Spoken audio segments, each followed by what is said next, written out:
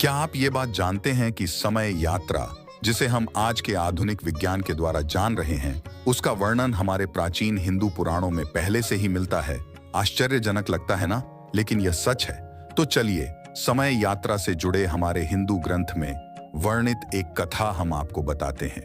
ये बहुत समय पहले की बात है, जब देवों और असुरों के बीच एक महायुद्ध हो रहा था, जिसे हम देवासुर संग्राम भी कहते हैं। इस युद्ध में असुर देवताओं पर बहुत भारी पड़ रहे थे।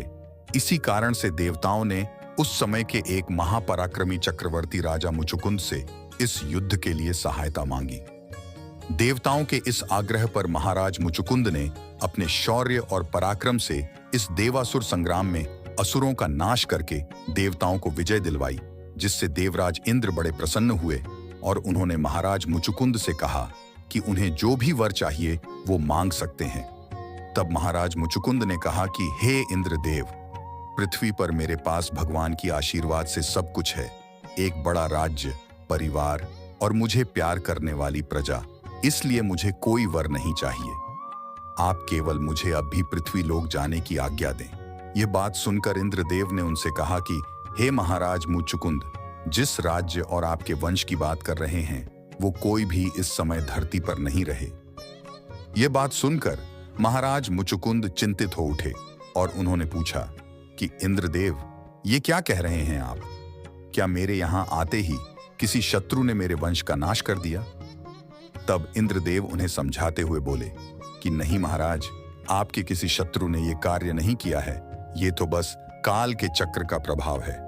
पृथ्वी लोक पर समय की गति स्वर्ग लोक से कहीं अधिक तेज होती है, इसलिए आपने जो स्वर्ग लोक में 1 साल बिताया है, उतने में पृथ्वी लोक में मानो जैसे एक युग बीत गया हो, और इसी कारण से इस वक्त पृथ्वी पर आपका कोई नहीं रहा।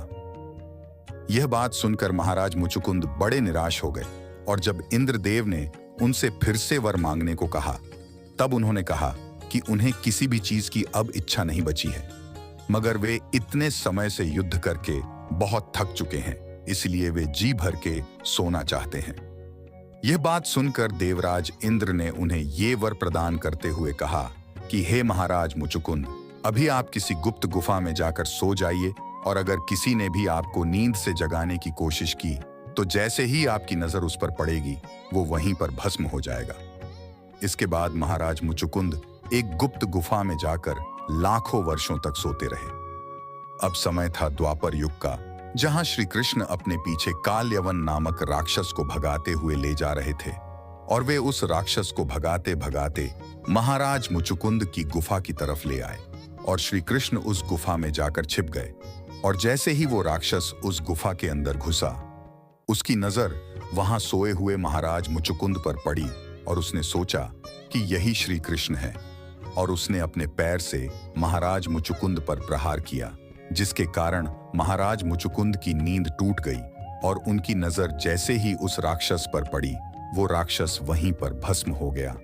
तब भगवान कृष्ण ने महाराज मुचुकुंद को दर्शन दिए और उन्हें मोक्ष प्रदान किया।